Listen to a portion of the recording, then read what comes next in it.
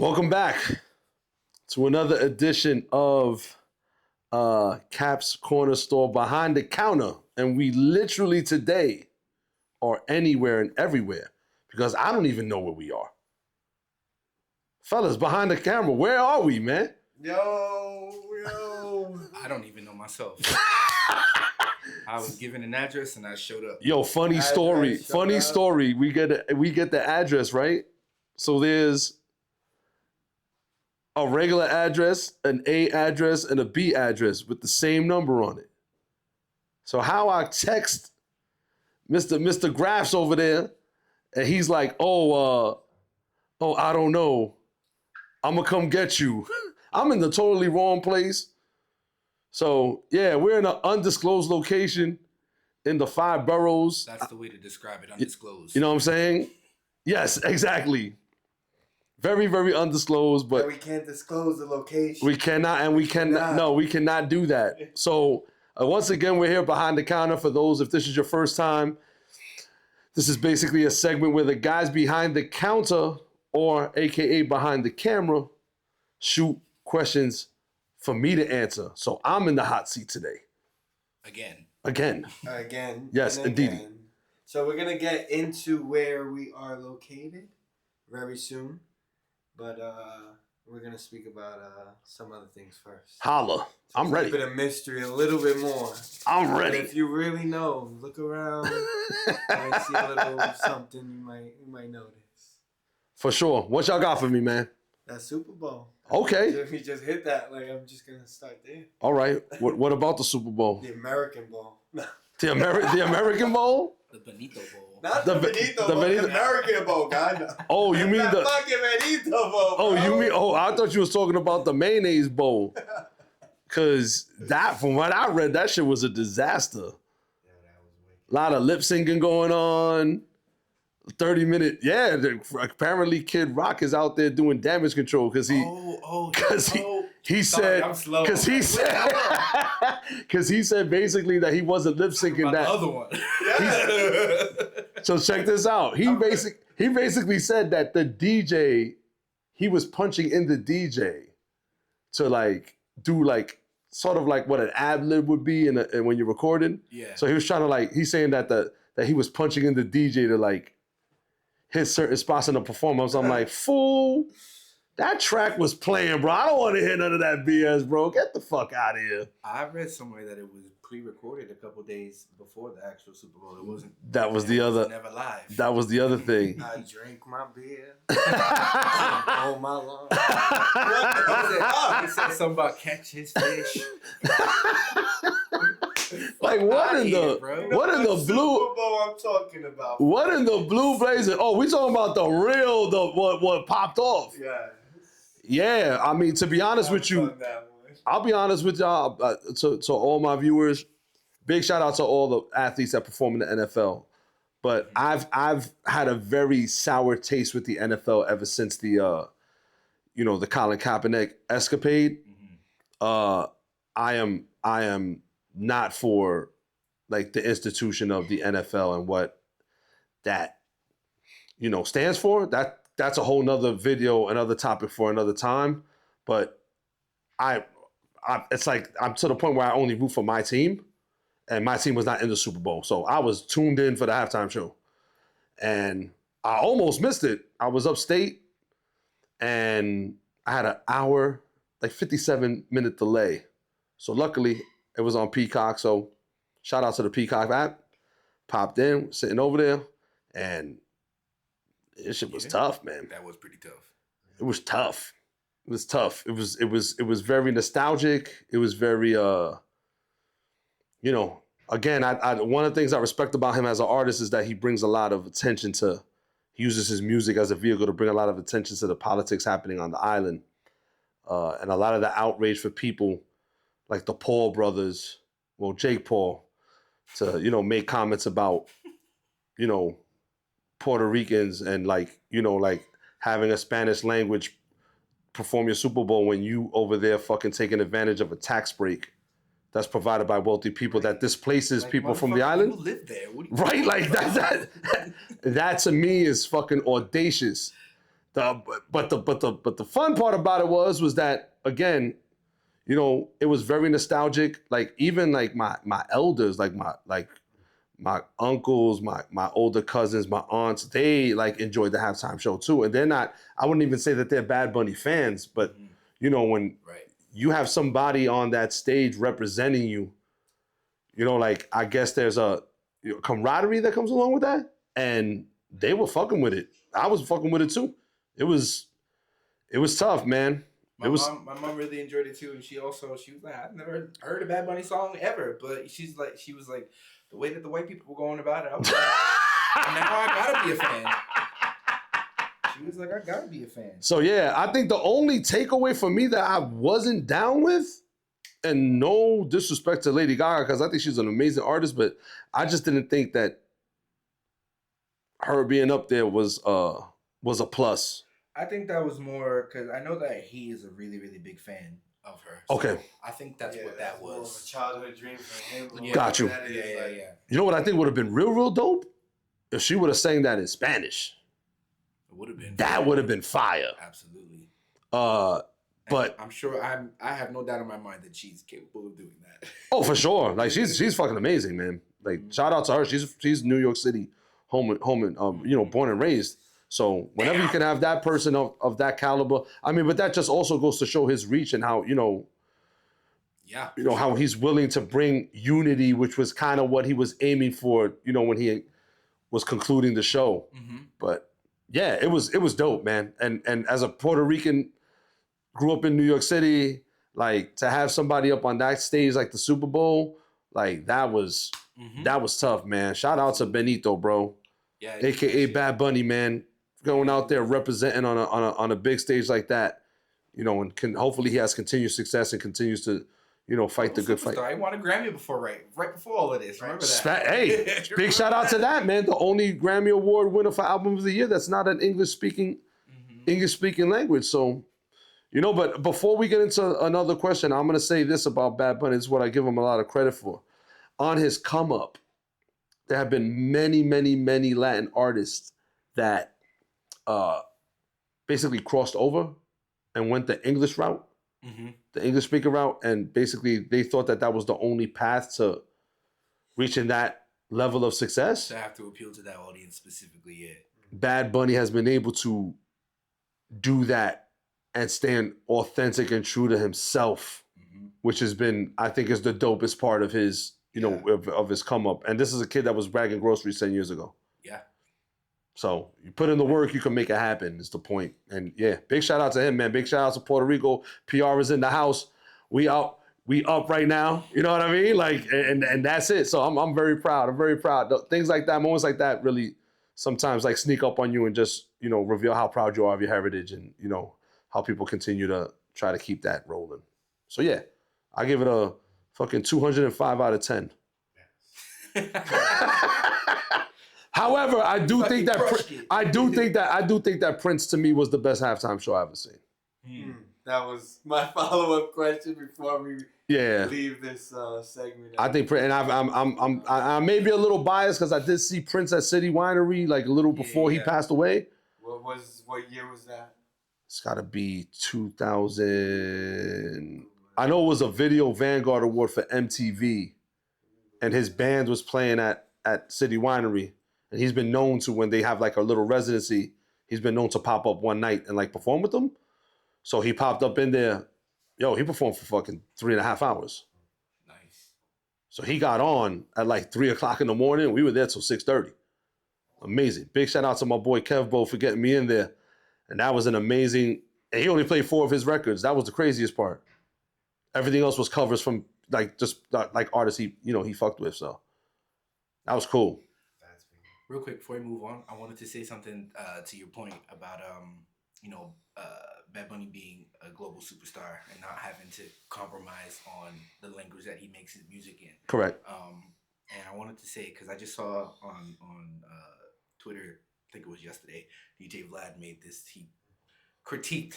Is he a DJ? No, I'm tired of him. Drop that cop. Drop that fucking, yo, he didn't drop those 2 things, but go ahead. But, he said, he was like, you know, it was difficult for him to watch it because he didn't understand it, and like it only made sense for like half of the people or whatever. And he quite literally said in his tweet that music is it's not universal in that respect. And I was like, dude, music is quite literally universal. I'm like, he can't be a global superstar singing in Spanish if people who don't speak Spanish are rocking with it. Like it, just like mathematically, it doesn't make sense. There's too many countries where people are not speaking Spanish and they're listening to Bad Bunny or he's touring in their countries. It's very ridiculous because the one thing that music actually is universal. Correct. It's like it doesn't have to. You don't have to know what the fuck they're saying, but you can feel the intensity. You can feel the passion. You can feel the beats. You the can feel energy. The music. You can feel the energy. Sure. You don't need to know what the fuck they're saying. You know what's so funny about that you mentioned that you brought this up? Mm-hmm. I was leaving the 9 to 5 gig, and apparently after the Super Bowl, he actually has a brand new market in China. There you go. There you go. So these are folks that don't know nothing about him at all.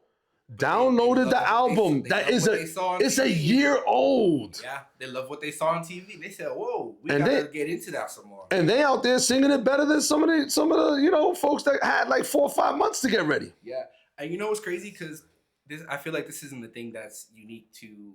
This is unique to I feel like every other country except America, where the people of that country like have the willingness to learn another language that's not their native language. So it's like there are people who watched his Super Bowl performance yesterday and are gonna be like, oh shit, I'm gonna listen to his shit, and they're gonna learn Spanish from listening to his music. For sure. Because they'll be like, oh shit, no, I really wanna know what he's saying here. Sure. So I'm gonna look at that was my thing. I didn't reply to DJ Vlad obviously, but like my thing was like. I was like, bro, if you really wanted to understand what he was saying, because that's what he was complaining about. He's like, I don't know what the fuck he's talking about. Fucking look it up. Just Google it. My friend said you could have used the translator by your television. That's one. I'll give you one better. English is not the native language to America. It's not. Okay. This is a country of immigrants for immigrants. Nor is it even the official language. You understand? So, secondly, the second most used language in America is Spanish. So, I just think that sometimes you get like people that just want to say stuff so they could get a reaction. Absolutely. Like use DJ Vlad for any type of source of information for me is blasphemous. Crazy. It's like listening to academics. Also crazy. It's like why would we why would we do that? Like that's just dumb. Like you want to make yourself 5 decibels dumber? Go sit down and listen to them and like really start focusing on the the stuff that you're consuming from these guys, because it's not it's not my cup of tea. What's for the sure. purpose is really what you want to ask yourself when you're engaging in something like that. For sure. Especially obviously destructive content. For sure. Like I didn't look up past shows or but I know he hasn't been the only Spanish performer. Mark Anthony never performed. Can I ask that? Well, J.Lo and Shakira performed. Okay. Right, but you also have to understand that they have English records. Okay. They had crossover records, right? Mm-hmm. The other thing is that the climate was different. That's what I thought. You know what I mean? Like we got fucking people fake care about shit too much now. People fake care about people fake care about stuff. People. This is probably you probably got the least informed population entering adulthood. I mean, this is not me. This is the numbers. If you want to go, you could go to the Googles and look this up yourself. Mm-hmm. And just when they were on stage, Bad Bunny was still on his come up. He was a guest on their stage, and he wasn't singing in English. He was singing in Spanish, right? But you also didn't have ICE running around with masks like forcefully deporting people, even though they're from this country. But again, it just wasn't mainstream, and people didn't give a shit about it, right? And then the other thing too is, since Jay-Z's been involved, there has not been one country singer that has headlined Super Bowl. Let's go. Yeah. So, I mean, this is a country, it's supposed to be a country of diversity. So why would we not highlight other forms of art? You know, but you know, there's other things, there's other entities and positions and things of that nature that bring up certain demographic of the public to be ignorant and not understand that Puerto Rico is a territory of the United States, and if you're born there, you are a citizen. You know, so you know nobody had a problem when they signed the Puerto Ricans in 1917 to join the army so they could fight in the World War.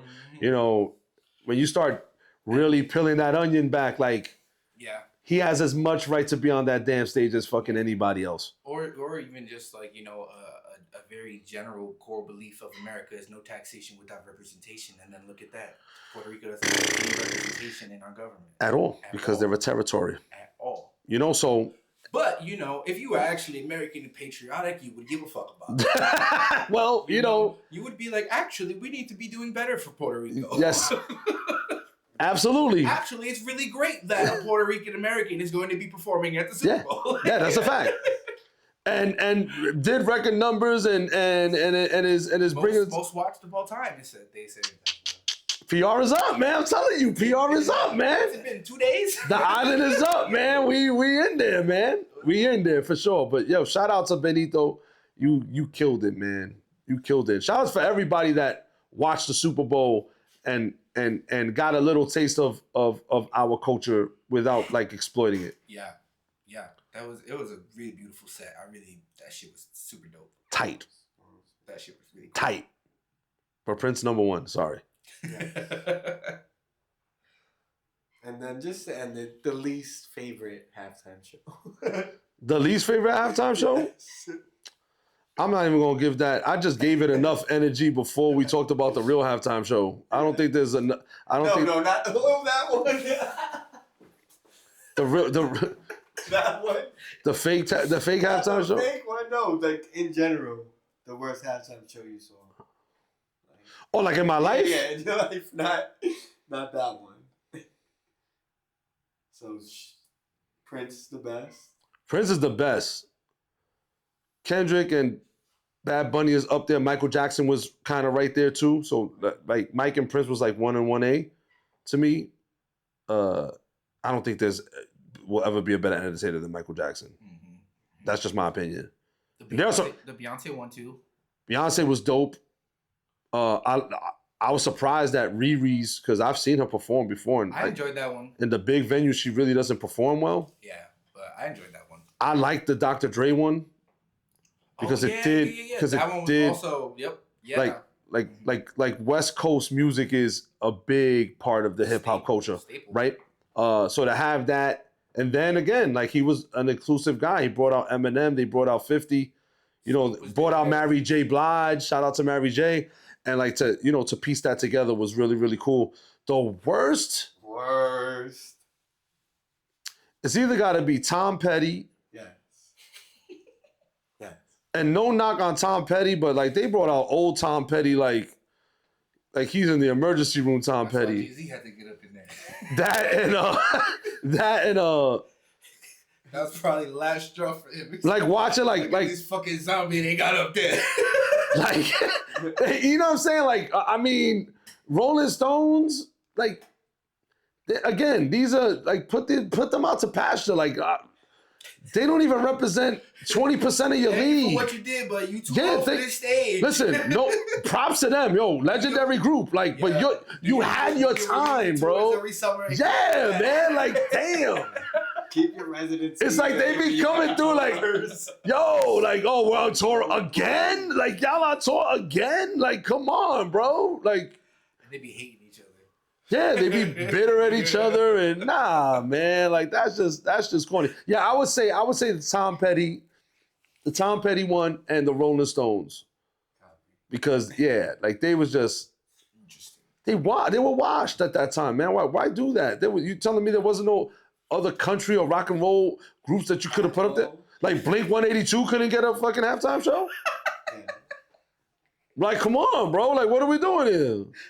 Like they could Tom Petty's old ass could get in there, but like not Blink-182. Like, come on, man. Like this, BSB couldn't get a back. They couldn't get BSB. Yeah. They couldn't get one. Like, come on, man. Like that's like, come on, man. We can't be doing that. We can't be doing that. Thank you for that little segment. Well, you know, that will. I mean, We'll put this out soon. yeah, we were also going. We was going to also talk about the Cole album, but this, well, we are. Oh yeah. Oh, we are. Okay. Real quick. I ain't listened to it yet though. Oh, you haven't? So Nah. I want to speak about the J. Cole album because I'm not as in tune to my phone, but I saw he was like riding around, and I thought it was a YouTube drop with DJ Clue, and I come in hot like, yo, Caps, bro, you heard that album? He's like, yo, you haven't heard that album. But what you think about that J. Cole album and the movement? So- I'm gonna get on that tomorrow. So to give some clarity, the Clue tape was 4 songs. The Fall Off is a double album. I didn't hear nothing. Right. I'm sad. Right. Leaving. So yeah. So there's that. Oh, so you haven't. I haven't listened And to it even yet. River. Nah, bro. I'm just behind in general. I just finished the masters from me and Don's EPs, so that's what I'm listening to. Got you. Yeah. Listen, there it is. My shit. Yo, coming soon. Drop it soon. Yeah. A couple weeks. So me personally, I'm a Cole fan. So Yeah. when they was talking Big 3, I would never put Drake in the top 3. Ever. Even I when was they never a Drake fan. never. He not on a playlist. There's not a song I have from him. Nope. Like he not I only heard Drake songs out in the wild. right. Like you at a party and you know, I was never somewhere and said, yo, put that Drake on. yo, that Drake is fire. Fuck no. Never, We don't have to talk about this no more. never. Right. So Not me. No, we said. so we give context on this program. Yeah. So to me, it was Not always Aubrey. of that era. Of that era, is only 2 guys that had set themselves kind of like separated them from the rest of the pack as far as quality, messaging, authenticity, and that was Cole and Kendrick. Yeah. All for it. So I know a lot of folks are not giving the benefit of the doubt to Cole's pen, but you can say all you want about him ducking smoke, which is the truth. I'm not here to He defend. did that. That's a fact. He did that. He did that for sure. He sure did. However, tell me whose pen is better. In comparison between him and No, I'm saying like anybody that's out there that's beefing about J. Cole not getting in the beef. And again, like I said, nobody. Yeah. name me the guys. Nobody. Nobody. You know, name me the guys. Not gonna happen, bro. It's not. That list is very, very few, Yeah. if that. So What I will say though is like I feel like every time there's a big beef that comes out, there's always a bunch of like local rappers or people like me or whatever who do make disses, that are Sure. related to the beef. I give a motherfucker credit for hopping onto the mic to say anything about anybody for whatever reason. for sure. And listen, That's something. as a person that participates in the culture, that is listens to his music my whole life, yeah, it's very disappointing that he didn't stay in there.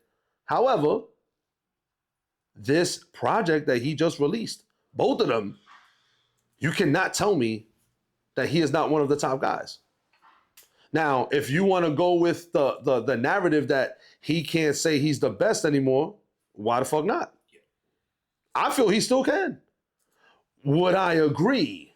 But from ducking, he ducked the smoke regardless, So Would I agree? Possibly not. Yeah. But he has every right to fucking say he's the best rapper out there. Right. Every rapper should always say that. Yeah, but like, And you as like a OG in the game of like hip hop, was to defer from a beef a bad thing? To like not step up to a beef? I think you either don't address a beef or you enter that realm, you gotta go all out. Mm-hmm. Ain't no, like Big Daddy Kane said, ain't no half stepping, bud. You're in it, you're in it. You're not, you're not. Win, lose, or draw, you dust yourself off. Prime example, Jay-Z and Nas.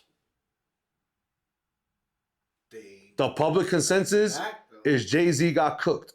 That's my consensus too. Guess what though? Did that stop him from creating great music after that happened? Of course not. Never. Of course not, right? He took an L. That shit happens, right? You look at Pac and Big. Yes, it ended fatally, right? Yeah, that's deep. Right? But Pac was a clear winner to me, right? When you look at Beans and Jada, that was nobody died. But guess what? There was a winner and there was a loser, whichever side of the fence you roll with.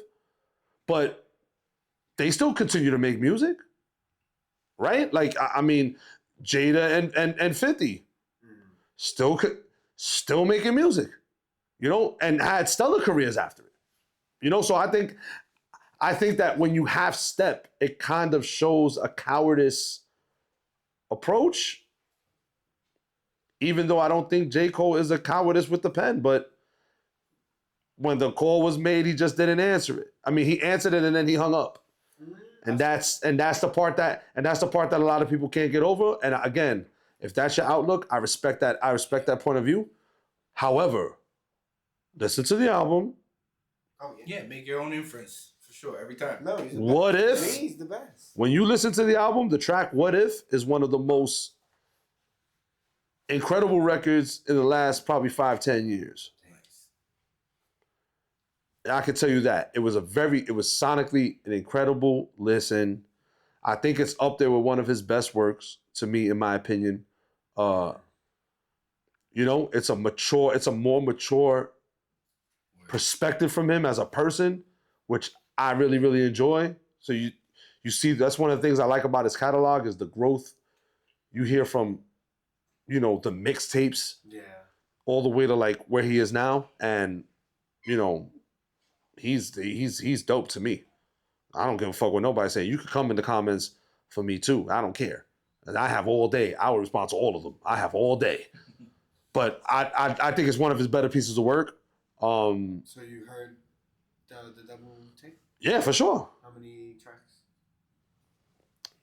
Let's see here. Yeah, Let's see here. It's on Apple? Yes. What are you, nuts? It's J. Cole, bro. What are you, Jermaine Cole, bro? Are you crazy? I'm out the loop. Are you nuts? Yo, Jermaine hit me up. I'm off the loop. Are you crazy? Jermaine, bring me a tape. He's got 24 songs on it. Nice, okay. Top to bottom, good listen. There's a couple of tracks that I wasn't really my cup of tea, but it did fit with. Bound to happen on 24 songs. Bound to happen with 24 songs, but I do think that surrounded by the other tracks, it all fit. It all marinated well. Sense, of course. It all marinated well. But yeah, I like this mature J. Cole. All right, I'm excited to get into it because like KOD I think is I put a lot of listening hours into Forest Hills Drive, but I think I did a lot more on KOD. Why did you Different times in my life resonated with me more. Got you. You know.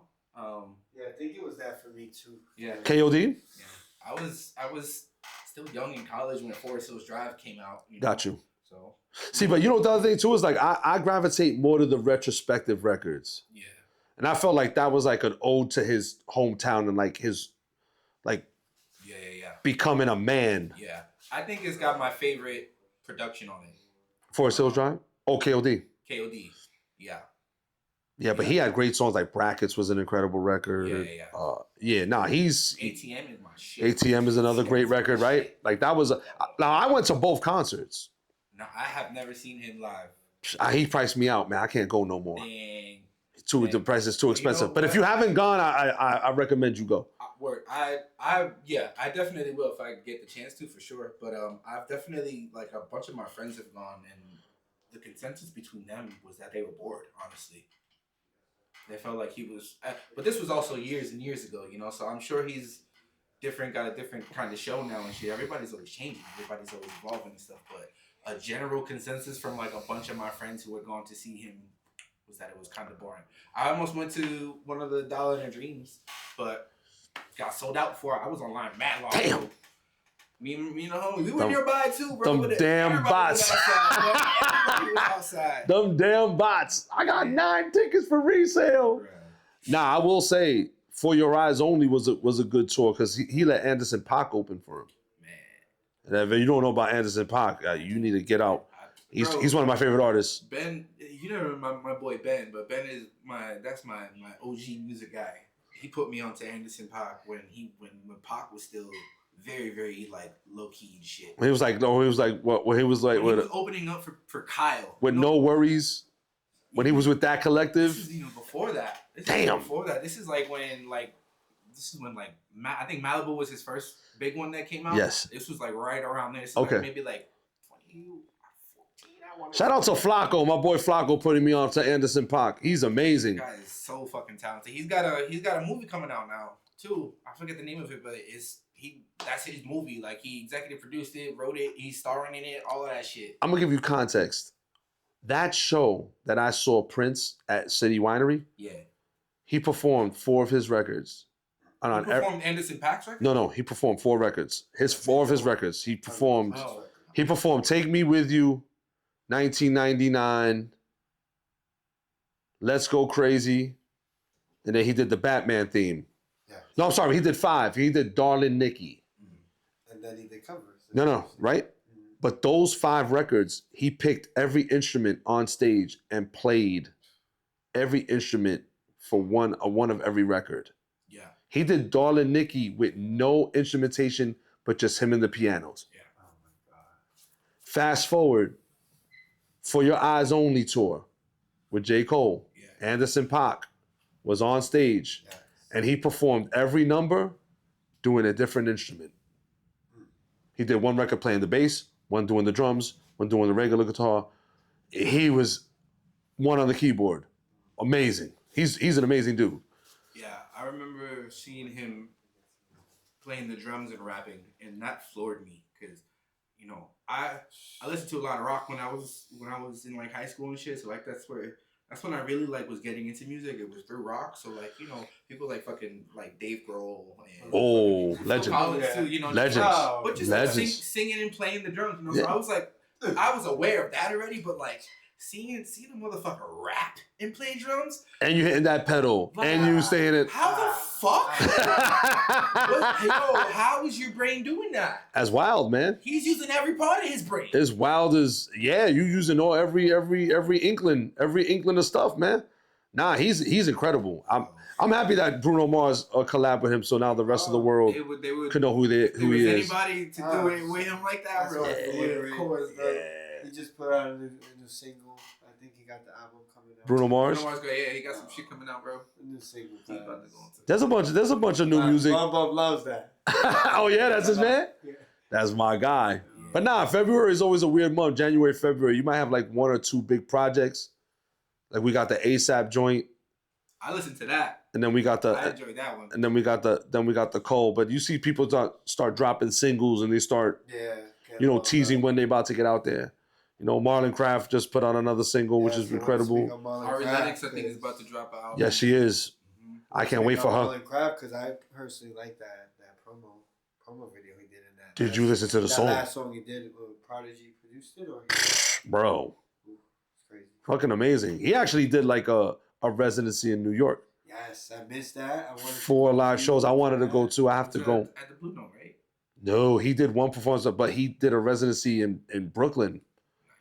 I think he did. He did the Blue Note before. I feel like I've seen him post that before. There's a lot of dope artists. Emily King, shout out to her too. Yeah. If you're on the R&B vibe. Fucking this kid Nori that I met through CK and Ethan and them. He fucking Robert Glasper brought him on stage at the Blue Note and he fucking freestyled with them. Yo, I'm so tight. That's one guy off the bucket list I need to get is Robert Glasper. Yeah, that's the guy. Shout out Nori, yo. Yo, shout out, man. He's doing his fucking thing right now. He's been outside everywhere. He's got shit coming out. Y'all seen that dude Ari? He be walking around making beats and shit. Yeah. Yes. People be hopping on his mic. Nori was on Yes. that shit. There's that other, Damn, there's okay. that other dude with the curly hair where people will just step up to his mic. Yeah. And he got a song and he just leaves like an open verse. And He just makes it right off the rip. Yeah. You give him one instrument, he just be like, all right, well, Yeah, man. make it R&B for me. Nori's a shit, man. We should get Nori on here too. That'd be really dope. Yeah, there's a lot of guys. Rashid Chappelle's another one. He had a great, incredible 2025. His pen is, if you're into the craftsmanship of verses, and he's fucking incredible. We got to get him on here too. Yo, Rashid, we got to get you on here, man. I've been messing up on my end, but we got to get you on here for sure. Bro, do better. Yes, I will do better. 2026, I will do better. But yeah, it's just. I think it's a really nice time for creative, and it's good to have a heavy hitter like J.Cole come out and like drop something, because that kind of shake it up. That kind of forces the pen for everybody else. So I'm already thinking about who's gonna come out this year. What's his name? Just announced the album too, and people have been waiting. Baby Keem. Yeah. Oh, did you see the tease with him and Kendrick? I saw it, but I didn't get to wait. Tough. It looks like it's tough. I think his project's gonna be really good. Yeah, definitely. I don't know, man. That's what they're related, so they got that. They got that genetic shit going, Rock that, Ken. Yo, shout out to Kendrick Lamar, man. He's awesome, dude. Baby Keem too, man. Maybe he's the next one. You know what I mean? Like maybe Anybody could be. Anybody could be. I want Mr. Bad Man to come out too. I think he need a. You talking about Joey? He just actually I seen his post. I need him to do a joint with just Conductor Williams, bro. Shout out Conductor Williams. That guy is his production is so tough, man. Yeah. Like the two of them, like when he was doing the back and forth with the guys on the West Coast, those Conductor beats were fucking unreal. Yeah, bro. I need him to kind of like what Nas did with Hit Boy, like just kind of like what Coda the Friend does with Static Selector. I need that. I need that. Like, yeah, do other projects, but like sink your teeth in with this one guy and do a little run, Or how Static was with Pro Era back in the 2010s and stuff. He was, right? He was with them. He's doing so much stuff with them. Shout out to Pro Era, man. Yeah, for real, dude. They got a CJ Fly. That's one of those other guys that's like really, really dope. That like he's had a few good projects in the last couple of years. Yep. He's tough. He's very tough. Shout out to CJ Fly. I'm a huge fan. He's very, very tough. Huge fan. I just like the space with. I know a lot of people are saying, "Oh, well, hip hop is not charting as high," but I don't even care about that, man. I just care about Who gives a fuck, who's making quality music. Yeah, listen to the. Who gives a fuck about a number? Listen to the music, shit, bro.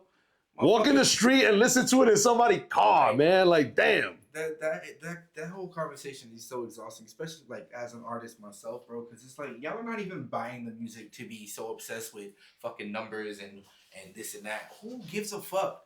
Unless y'all are actually buying music and spending your money. I agree. Because you believe in your artist, or you believe in whatever the fuck you just heard. Like, shut up. Shut the fuck up. Nah, I agree, man. I agree with you. Because, like, how is hip-hop one of the only forms where you're giving so much material out?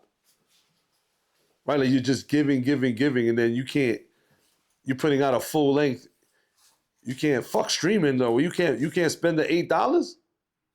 Bruh. Like, come on, man. What did Cole say? An album's $10, you act like it's 10 G's? Does Food for Thought cost the same as 2 number 3s? Exactly. So it is with that broke shit? Exactly. We all trying to get $1 boy, no shit. Come on, man. It's wild. You know about the Russell, right? Yes, I'm a huge fan. You seen he just signed a distribution deal with Rock Nation? I fuck with LaRussell. Yeah. Did you see that one? He's Black Boy Fly is one of the best songs of 2025. Hell yeah. Shout out to you, LaRussell. Shout out to you, LaRussell, because he's showing motherfuckers, yo, look, you can just do it your goddamn self. This dude bro. was doing concerts in his backyard. Still is. You know what I mean? Like, yeah, shout out to him, man. I'm happy for him. And you know, knowing him, he knows his demo. He knows who he can heighten that. Yep. Because a guy like his material needs to have reach. Yep. You know, and he's just a positive dude, and I fuck with his music tough. And you know, I feel like a very big part of his success too is his team that he's got behind him. Also, you know, like, and it's crazy because like ever since I got more into cameras and shit, you know, like, and I started seeing LaRussell more and more. I'm like, damn, yo, I'm like, how are they doing that so fast? And they shooting on a Ronin 4D. It's the camera on its own, but it's also the gimbal already worked into it. So that's why you see why all of his videos, like, they be running and all this other shit. No, you can do all that shit, bro. And then like you can save your presets and your LUTs and all that shit. So I'm sure that they just got some shit that they got a workflow where it's like, all right, cool, we got our settings already. Let's go shoot our shit. Boom, boom, boom. Do that for an hour. How many fucking songs? He got mad songs, bro. So, he got mad records. So, and they gotta spend like what, 30 minutes an hour at most. They just shoot some shit. Now they boom, boom, boom, boom, boom, boom. Listen, so when we open up the lines for membership, channel membership, yes, sir. Help us get a fly camera so we can be shooting some things. You know what I'm saying? Like, right in this one. shout out to the guys behind the counter, man. You guys really be doing a great job, man. I can't even tell you, but like, again, to your point, having a team. Yeah, dude. You know, and I think a lot of folks don't understand that it takes a team to get things done. Yeah, bro. You know what I mean? Like, even, you know, I know people hyper focus on the end result of things, but like, there's a lot of work that goes into editing. There's a lot of work that goes into, you know, getting guests. There's a lot of work into having the right questions and giving a good platform where they're comfortable to, you know, to share with you guys, you know? So all that stuff adds up, man. I wish, you know, that's why, like, The Beautiful Struggle is one of my favorite Talib albums. And I feel like that's what every process is. Yeah. You got to find that. You got to find the beauty in the struggle. You know? Hey, and J.Cole said that too. Yes, he did. That's a fact. The Ville is back. You know what I'm saying? Make sure you guys go check out The Fall Off, man. It's an incredible album, man. J.Cole, you got to give this guy some money, man. You've been promoting your album the whole time. Yeah. The whole time. I just heard 4 tracks. Yo, pay it, bro. Buy it, man. Stop being I was cheap. looking for that car. I was looking for you and the team. Yo, Raph said, those 4 arms, those 4 songs. Like, bro, there's a whole album. My bicycle, I was running around town. Ah! Let me find out you had them on repeat. But yo, recap of everything. Yo, fun fact. Before you get into the recap, Graf was the one that put me on to J.Cole. Yo, let's go. Fun fact. That's a fact. That's true. That's funny, but back in the day, you circle rewind, like I was the one that put them on to Nas. Yes. So, you know, that's kind of like the full circle. Right? You know what I'm saying? Like, that's kind of like the full circle. That's kind of like the full circle moment, They gave you know? one, you know, and then it took a while, but they gave one back. Hey, listen, they gave one back. Yo, they put it in, bro. They put it in. I had to wait a couple generations.